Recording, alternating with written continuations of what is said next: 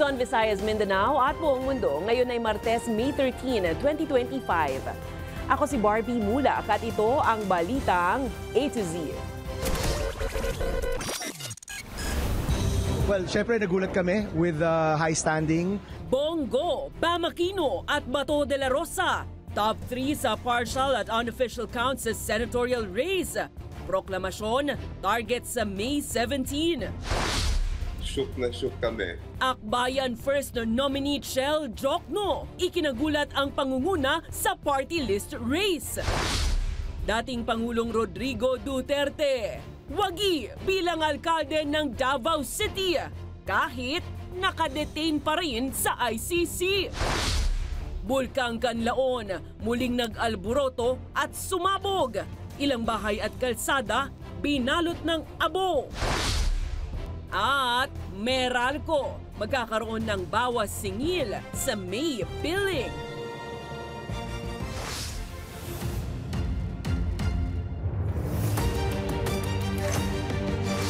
Magandang gabi, pambungad sa ating newscast. Napanatili ng ilang senatorial candidates ang standing nila sa senatorial race batay sa partial at unofficial tally gaya ni Senator Christopher Bongo na nangunguna pa rin, habang pangalawa naman ang magbabalik Senado na si Bam Aquino mula sa oposisyon. Samantalang nagpapatuloy naman ang canvassing ng National Board of Canvassers sa ilang certificates of canvasses mula sa local absentee voting, overseas votes at iba pa. Dumako tayo sa NBOC sa Manila Hotel kung saan may balitang A to Z si Ace Cruz. Ace, kumusta ang sitwasyon dyan? Yes, Barbie, target nga ng COMELEC na may proklama na sa darating na Sabado, May 17, ang 12 na senatorial candidates kasama ang party list groups na mananalo sa katatapos lang na 2025 midterm elections. Habang bukas araw naman ng Miyerkules ay inaasang ilalabas na rin ng poll body yung partial at official counts para sa national positions matapos ngang simulan ang pagbilang sa 175 na certificate of canvass na mula sa local absentee voting maging sa overseas voting at iba pa. Inaasahan na makapaglalabas ang Commission on Elections sa COMELEC ng partial at official tally para sa senatorial candidates at party list groups. Ito'y ayon kay Attorney John Rex Laudianco, tagapagsalita ng poll body, kasabay ng pagbilang ng NBOC sa ilang natanggap na Certificate of Canvass o COC. Kung ano yung na-canvass the day before, naglalabas po kinaumagahan ng partial official results. It's a running tally. It's a running tally po. Ibig sabihin, madaragdagan pa ang bilang ng mga ito habang patuloy ang NBOC sa pagtanggap ng mga canvas. Target namang may proklamang mananalong kandidato sa senatorial party list groups sa Sabado, May 17. Ang projection po ni Chair is by Saturday siguro.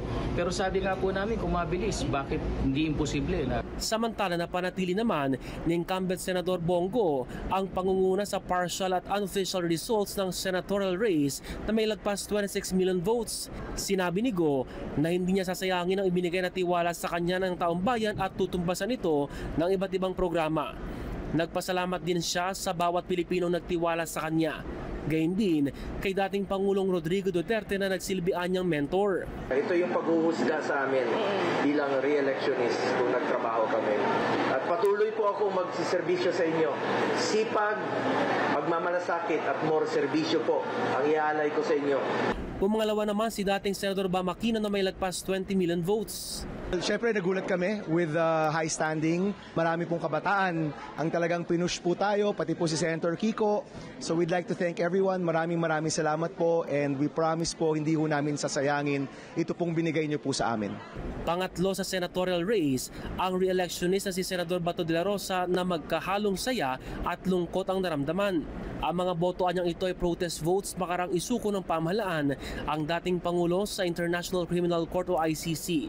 Ikaapat ang broadcaster na si Erwin Tulfo na bahagi ng administration slate, habang ikalima naman ang magbabalik Senado na si Kiko Pangilinan. Siyempre hindi pa unofficial lahat yan but we didn't expect yung ganitong klaseng paglabas ng resulta dahil nga base sa lahat ng mga surveys wala tayo lagi sa top 12. Sabi ko nga, kailangan namin ng milagro para manalo at mukhang yun ang nangyari. Kabilang din sa Magic 12 sina Congressman Rodante Marcoleta, admin bets na sina dating Senator Ping Lacson, Tito Soto, Senadora Pia Cayetano, Congresswoman Camille Villar at Senador Lito Lapid. Panghuli naman sa senatorial race ang kapatid ng Pangulo na si Senador Amy Marcos. Barbie at tamang K8OC gaya sa lumalabas na datos ng partial at unofficial data ay sa Certificate of Canvass naman ng local absentee voting ay nangunguna rin sa senatorial race si Senador Bongo. Sinundan ito ni Senador Bato de la Rosa at ang kongresistang si Rodante Marcoleta. Samantala bukas, ganap na mga 10:00 ng umaga ay muling magbubukas ang sesyon ng NBOC. Dito yan sa Manila Hotel. Yan muna latest mula rito sa Manila Hotel. Barbie. Maraming salamat, Ace Cruz. Last-minute voters ang nagpasok kina dating Senators Bam Aquino at Kiko Pangilinan sa Magic 12 ayon sa Pulse Asia. Sa kabila ng hindi nila pagpasok sa Magic 12 sa mga pre-election surveys.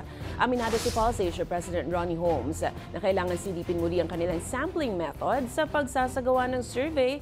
Anya, isinagawa ang survey 3 linggo bago ang halalan kaya maaaring hindi na ipakita ang huling hirit ng mga botante. Tinutukoy din ni Holmes ang pagbaba ng fill-up rate sa Luzon, Metro Manila, Visayas at Mindanao na posibleng nakaapekto sa resulta. Maraming bagay.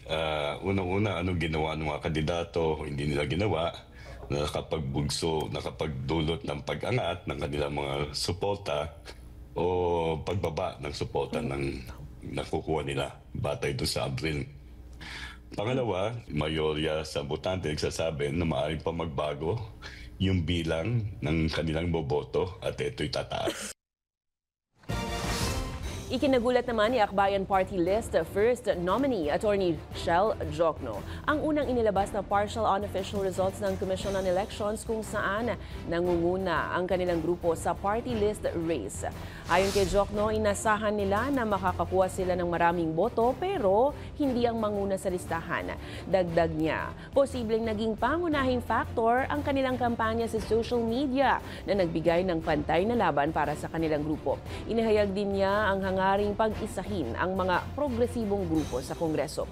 Kasama ni Jokno sa nominee list, si incumbent Representative Percy Sendanya at Moro Women at IP leader Dada Kiram Ismula. Tiniyak naman ni Jokno na handa na sila sa pagtatrabaho sa Kamara kung saan uunahin ang mga usaping pambansa tulad anya ng presyo ng bilihin, korupsyon, edukasyon at healthcare. Shook na shook kami. Hindi namin in-expect na ganito ang lalabas na resulta. We were hoping, of course, for a lot of votes, but we never expected this number. Matapos lumabas ang partial at unofficial results ng 2025 midterm polls, nagpahayag naman ng pasasalamat si Pangulong Ferdinand Bongbong Marcos Jr. sa lahat ng sumuporta sa kanyang admin slate sa kabila ng pagkatalo ng ilang kandidato sa kanilang tiket. Ayon sa Pangulo, hindi man lahat panalo, tuloy pa rin ang kanilang trabaho. Paggalang din ang pahayag ni Marcos sa mga kandidatong hindi nakapasok lalo't hindi raw natatapos ang halalan ng pagseserbisyo sa publiko. Umapela rin ang Pangulo sa mga nanalong kandidato na kahit anong partido na makiisa sa gobyerno para sa matitinong pamamalakad. Samantala, hindi naman nasiyahan si Vice President Sara Duterte sa naging resulta ng halalan. Ayon sa kanya, 5 lang ang nakapasok sa kanyang inendorso na Duterte candidates. Kasama dyan sina Bongo, Bato de la Rosa, Amy Marcos, Sagi Party List Representative Rodanto Marcoleta at Las Piñas Representative Camille Villar. Nagpasalamat naman si VP Sara sa mga sumusuporta sa kanilang ikinakampanya. Ipinroklama si House Speaker Martin Romualdez bilang 1st District Representative sa Leyte. Kinumpirma ng kanyang opisina ang pagkakaproklama sa mambabatas. Ito na ang ikatlong termino niya bilang representative ng Leyte. Nagsimula na po magproklama ng mga waging kandidato ang ilang pang mga munisipalidad pero sa ibang lugar mukhang mapupurnada pa ito para sa ilang mga tumatakbo. Kasama natin si Naomi Almojano mula sa Ugnayan Center ng COMELEC para sa ibang detalye. Naomi, sino-sino ba yung mga kandidatong sinuspindi ang proklamasyon at ano ang dahilan ng komisyon dahil dito?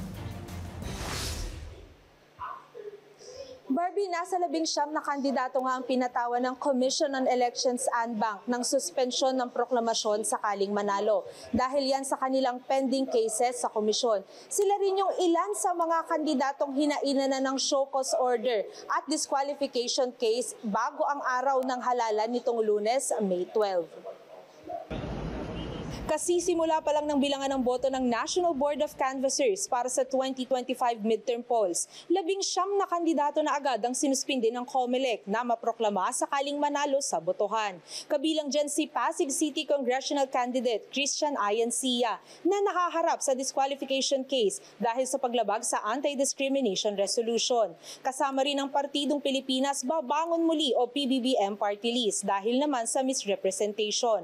At Marcelino Marci Teodoro na panalo na bilang representative ng Marikina 1st District laban niyang kay former Senator Coco Pimentel. Pero dahil nga sa order ng komisyon, mapupurnada muna ang kanyang proklamasyon dahil sa issue ng material misrepresentation. Titigil lang po sa pag-i-implement ng COMELEC order katulad po ng suspension of proclamation kapag may na-issue na temporary restraining order. Ayon naman sa asawa ni Marci na si Maan Teodoro, nawagi rin bilang mayor ng lungsod labang kay Stella Kimbo. Pinag-aaralan na ng kanilang team ang gagawing aksyon sa suspensyon ng COMELEC. Pinagdaanan namin is a very, very complicated, ano ba tawag doon, talagang pinulitika ng gusto. Pero siguro sa dulo, kapag malinis ang intensyon mo sa bayan, ikaw ay magiging makikita ng tao yon, mananalo. Dagdag pa ng komisyon, maaari pang madagdagan ang bilang ng mga ito sa mga susunod na araw. Samantala, mabilis na naihatid sa 12 presinto sa buong bansa ang 11,763 na balotang nireprint ng komisyon para yan sa extended voting ngayong Martes. Ito'y matapos magkaroon ng problema sa timing marks o yung mga marka sa gilid ng balota nitong Lunes, kaya hindi binasa ng mga makina. Dumating na po yung mga balota kanina. Kasi po, yung first flight, yung po lahat ang in-avail namin. Ang 12 pong yan ay 11,000 more or less na boto. Kabilang ang ilang barangay sa Antique, Eastern Samar at Cotabato sa mga lugar na nagpatuloy ng botohan. Samantala, magsisimula na rin bukas Mayo 14 ang random manual audit sa 762 ballot boxes mula sa iba't ibang bahagi ng bansa. Ngayong Martes nga lang una nang dumating ang tig-3 ballot boxes ng Muntinlupa at Caloocan. Laman ng ballot boxes na i-audit ang valid at rejected ballots maging election returns. Sa manual auditing, bine-verify kung tama bang bilang ng automated counting machine sa mga botong ipinasok. Kabilang sa mga bibilangin manually ang boto sa pagkasenador, partido, congressman at mayor. Barbie, alas 8 ng umaga ito magsisimula hanggang alas 6 ng gabi at open sa publiko ang viewing area nito sa ground floor ng Citadines Hotel sa Pasay City.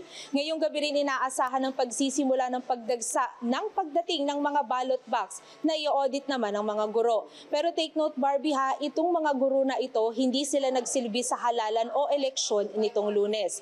At ayon pa nga sa komisyon, sa buong tala o sa buong karanasan ng kanilang manual auditing, hindi bababa sa 99% ang accuracy ng kanilang bawat tala. Barbie? Maraming salamat, Naomi Almohano.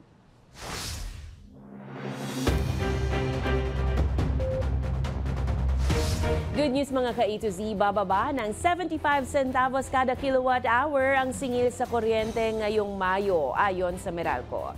Ayon nga sa power company, bumaba kasi ang generation charge dahil sa mas murang singil mula sa Wholesale Electricity Spot Market o WESM na lumiit ng piso at 14 centavos kada kilowatt hour dahil naman po yan sa mas mataas na supply ng kuryente sa Luzon grid. Bumaba rin ang singil mula sa independent power producers ng halos piso kada kilowatt hour dahil sa mas mataas na average dispatch at paglakas ng piso na pinakamalakas kontra dolyar mula noong December 2023. Sakop din ng bawat singil ang transmission charges na bumaba ng 30 centavos kaya po inaasahang mas magaan sa bulsa ang magiging bill ng mga household ngayong buwan.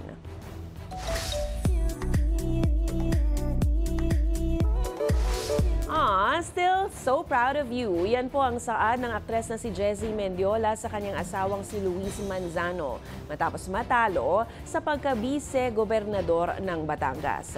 Sa Instagram, inihayag ni Jessie ang malalim at inspiring message para kay Luis. Still so proud of you, Lucky. I love you. Ayon pa kay Jessie, marahil may ibang mas magandang plano ang Diyos para sa aktor. Natatanda ang una nang nagpahiwatig si Luis na bukas itong pasukin ng politika July 2024 sa kabilayan ng pagiging baguhan at kawalan ng karanasan sa mundo ng politika. Susunod, PPCRV nagsimula ng magsagawa ng parallel counting. At dating Pangulong Rodrigo Roa Duterte, wagi bilang alkalde ng Davao City, pero nakadetain pa rin sa ICC. Abangan po ang kumpletong ulat sa pagbabalik ng balitang A to Z.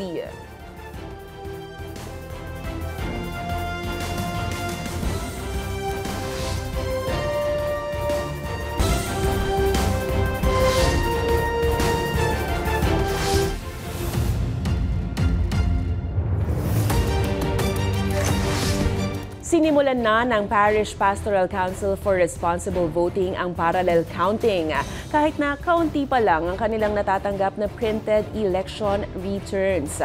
Dumako tayo sa PPCRV Command Center sa Sampaloc, Maynila para sa balitang A to Z ni Kim Salinas.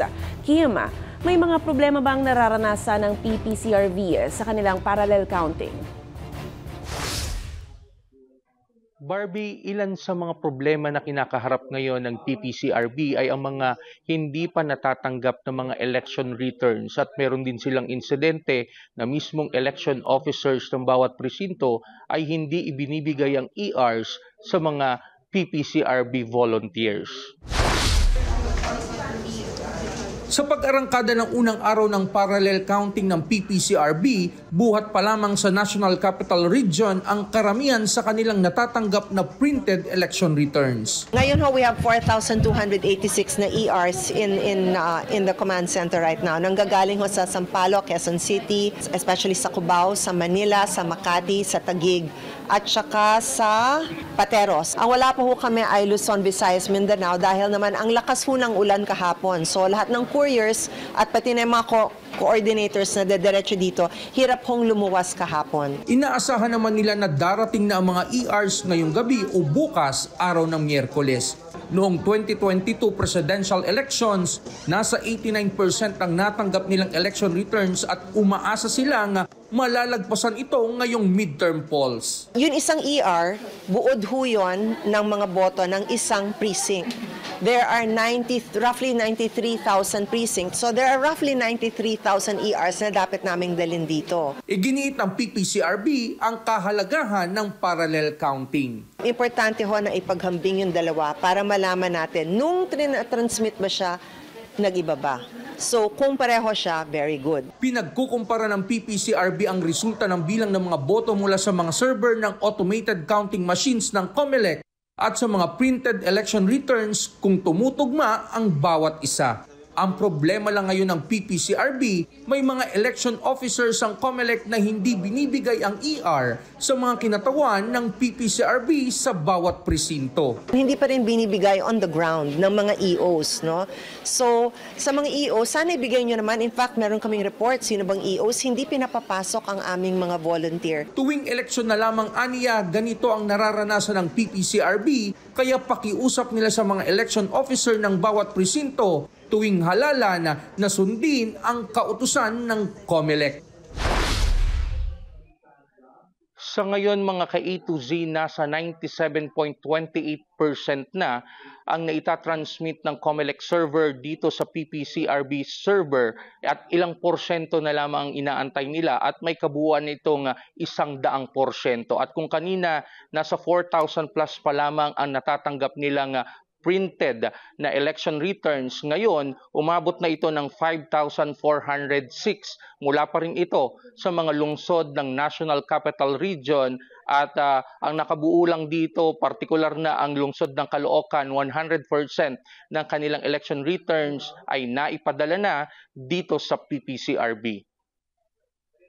Yan muna ang latest dito sa command center ng PPCRB dito sa lungsod ng Maynila. Balik sa iyo, Barbie. Maraming salamat sa pagbabantay, Kim Salinas. Mga ka-A-to-Z, may nanalo na. Idineklara na nga ang panalo ngayong 2025 midterm polls ang ilang mga kandidato sa kani-kanilang local government units. Nanalo si dating Pangulong Rodrigo Roa Duterte bilang alkalde ng Davao City sa kabila ito ng kasong kinakaharap na crimes against humanity sa International Criminal Court habang nakadetain sa The Hague, Netherlands. Pero paano nga ba siya mauupo? Alamin sa balitang A-to-Z ni Ian Maghanoy. Formal nang ipinroklamang alkalde ng Davao City si dating Pangulong Rodrigo Duterte. Kasunod yan ng nalikom niyang landslide vote na humigit sa 650,000 na boto laban sa humamong si dating Civil Service Commission Chief Carlo Nograles na nakalikom lamang ng 80,000 votes. Nanalo rin ang anak niyang si Davao City incumbent Mayor Baste Duterte na nakakuha naman ng humigit 640,000 votes na tumatakbo bilang bise. Nagpasalamat naman si Vice President Sara Duterte sa mga sumuporta sa kanilang kandidatura kahit na nakadetine ang kanyang ama sa International Criminal Court sa The Hague, Netherlands. Pero ang tanong ngayon, paanong mauupo si Duterte bilang alkalde kung nasa kustodiya siya ng isang foreign tribunal dahil sa kanyang kaso? Ayon sa Commission on Elections, kakailanganing umaksyon ng Department of the Interior and Local Government kaugnay sa sinong dapat na maupong officer in charge ng Davao City. Perhaps the most that they could do is to install caretakers. Lagi naman pong ganun. Bakit po kinikilala yung power ng DILG sa ganyan? Kasi bawal pong vacuum sa government. Hindi po pwedeng walang nagpe-perform ng function. Sa kabisera naman ng Pilipinas, naungusan ni former Manila City Mayor Isko Moreno ang kanyang mga kalaban matapos makakuha ng lagpas kalahating milyong boto laban kay Manila City incumbent Mayor Honey Lacuna na nakakuha lamang ng 190,000 votes. Nakakagulat. Na-overwhelming siya. But we appreciate it. Sa Caloocan City, nadepensahan at muli na namang naipanalo ni incumbent Caloocan City Mayor Along Malapitan ang posisyon bilang alkalde laban kay former Senator Antonio Trillanes IV. From the very start, alam ko mananalo ko sa laban na ito dahil nagtrabaho ko eh. Yun ang panahon kong uli ko bilang mayor. At mas alam ko yung terrain na Caloocan kaysa sa kanya. Sa Naga City, nanalo naman bilang kauna-unahang babaeng alkalde ng lungsod si former Vice President Attorney Leni Robredo ng Liberal Party na nakakuha ng landslide vote na 83,000 votes laban kay Toots De Quiros na nakakuha lamang ng 6,000 votes. Sa isang social media post, nagpasalamat si Robredo sa suportang natanggap sa lungsod na dating pinaglingkuran ng yumaong asawa nitong si Jess Robredo. Nagpasalamat rin sa suporta ng Naga City si Robredo para sa suporta ng lungsod sa mga kaalyado niyang si former Senator Bam Aquino na pumangalawa sa Senate race at kay Akbayan Party First nominee Attorney Chel Diokno na nanguna naman sa party list race. Sa Pasig City, ipinroklama na rin bilang alkalde ng lungsod ang re-electionistang si incumbent Mayor Vico Soto. Nakakuha ng landslide win si Soto sa 345,000 votes laban sa negosyanteng si Sara Diskaya na nakakuha lamang ng 29,000 votes. Muli na namang naipanalo ni Omi Rivera Jr. ang mayoral race ng San Mateo Rizal LGU mula sa nalikom na 59,000 votes laban sa incumbent councilor na si Denzel Diaz na nakakuha lamang ng 28,000 votes. Sa kabilaya ng suspensyong ipinataw ng ombudsman kay Rivera, bunsod ng pagkakasangkot sa ilegal na pagtatambak ng lupa sa isang creek sa Barangay Gitnang Bayan 1. They have 5 days to remove their campaign materials and that includes also those in social media. Para sa Balitang A to Z, Ian Maghanoy. Mula naman sa mataas na kapulungan, magsisilbi na si outgoing Senator Nancy Binay bilang alkalde ng Makati City. Matapos magwagi ngayon 2025 midterm polls, ipinroklama na bilang mayor ng lungsod si Binay matapos makakuha ng botong higit 112,000 laban sa kalaban niyang si Abby Luis Campos na may 83,000 votes. Samantala, opisyal namang idineklara ng COMELEC si Egay Erice bilang nagwaging representative ng Caloocan City 2nd District nitong May 13. Nakuha ni Erice ang mahigit 105,000 na boto lamang sa incumbent na si Congressman Mitch Cahayon Uy na may 75,000 lang na boto.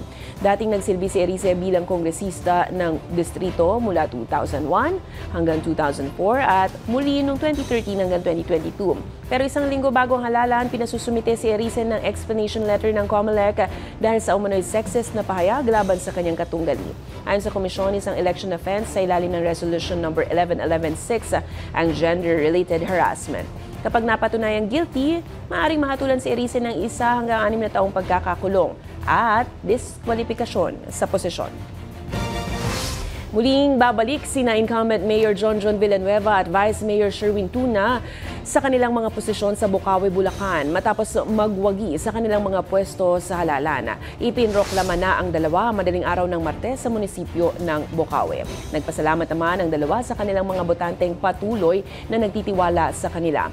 May pangako naman si Mayor John sa pagpapatuloy ng kanyang mga programa para sa kanyang mga nasasakupan sa Bocaue.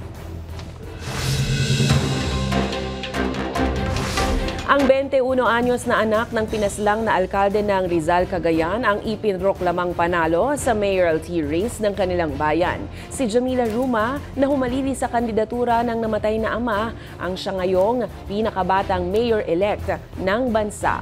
Samantala, sa bayan naman ng Solano, Nueva Vizcaya, nauwi sa coin toss ang labanan ng election tie sa pagitan ng dalawang kandidato sa municipal councilor. Kapwa-wagi na ang posisyon ng parehong first-time candidates na sina Clifford Tito at Thomas Dave Santos, pero dahil kailangan maideklara ang number 1 spot ay nag-toss coin na lang kung saan nadeklara si Santos bilang senior o top councilor.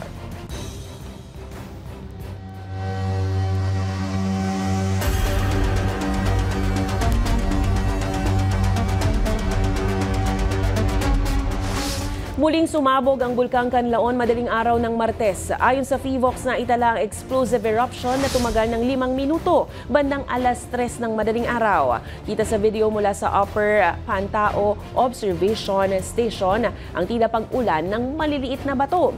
Nananatili naman sa alert level 3 ang bulkan habang patuloy na tinututukan ng ahensya ang paggalaw nito. Sa aming pagbabalik sa ating balitang showbiz, celebrities na nagwagi ngayong halalan, kilalanin. Manatiling nakatutok kayo nanonood ng Balitang A to Z.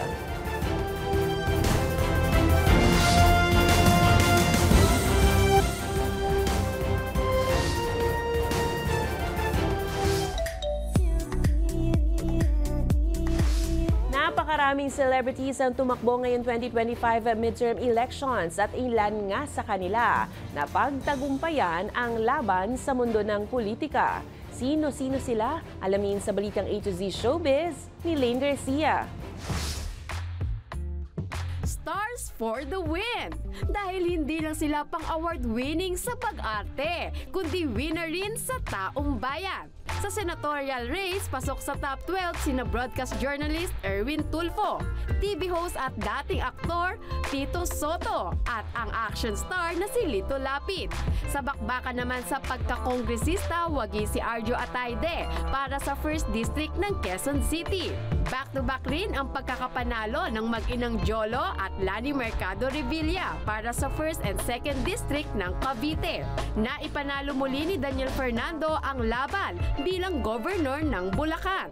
Sa pagkakonsehal, nanguna ang TV host actor na si Jong Hilario sa 1st District ng Makati City. Habang naipwesto muli sa 2nd District ng Pasig si Angelo De Leon. Ang anak ni Isko Moreno na si Joaquin Dumagoso, wagi rin bilang konsehal ng Maynila. Ilan pa sa mga celebrities na proclaim na ay sina Aiko Melendez at Alfred Vargas for QC 5th District. Aaron Villaflor sa 2nd District ng Tarlac at Jason Avalos ng 2nd District ng Nueva Ecija. Ating tandaan, hindi dapat artista o politiko lang ang bida, kundi ang taong bayan. Para sa Balitang A to Z Showbiz, Lane Garcia.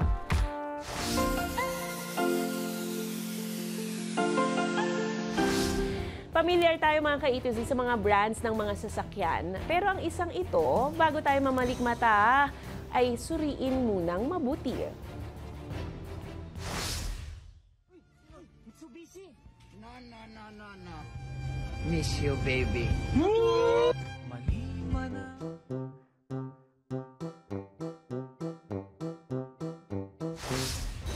Miss you, Bibi. Kung kayo ay may kwentong kakaiba, mga kwento ng pag-ibig at storya na inspirasyon at pag-asa, maritong ibahagi, sumali sa ating Facebook group na Balitang A to Z, panoorin ang replay ng ating programa at sundan ang ating social media pages, hanapin ang Balitang A to Z. Ang ating pabaong quote of the night ay mula kay Miriam Defensor Santiago. Ayon sa yumaong mambabatas, maging mapanuri, palaban, at makialam sa prosesong politikal. Demokratikong bansa tayo. Tungkulin natin na siguraduhing naglilingkod ng tapat ang pamahalaan. At yan po ang mga balita at impormasyon, mga kwentong may dalang inspirasyon na tinutukan ng Balitang A to Z. Ako si Barbie Mulak, maging maalam, makialam. Magandang gabi sa'yo, Pilipinas!